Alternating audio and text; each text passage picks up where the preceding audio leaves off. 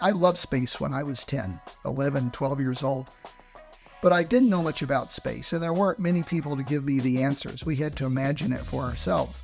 So I thought, what a great idea if I could go to space and create a series of videos that help 10, 12, 13-year-olds that have a natural curiosity about space of what it's like to actually live in space and compare those to how we do those on Earth.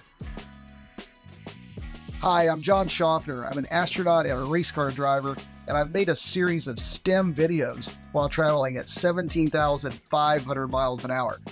You know, one of the more exciting things about the times we're in today is private people can actually go to space.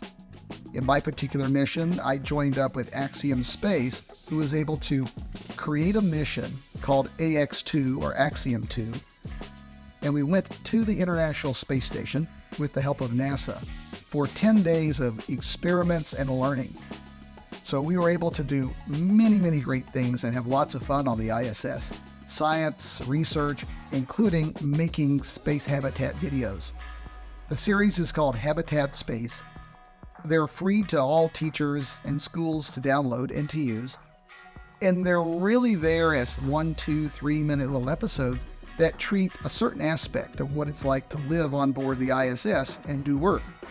We have some little physics experiments. It takes a lot of energy to create momentum in something that has a lot of mass. We have some basic living. How do you find your sock drawer in space?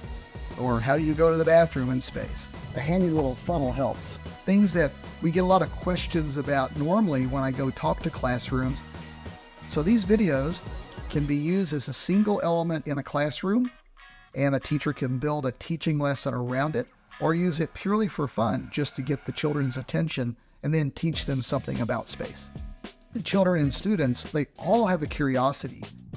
So through the richness of these videos, we want them to run across something that is of key interest to them and start exploring that internally and start asking questions. And also for the teacher to notice in the students which of the videos or anything that the student comes up with really evokes an internal voice from that student.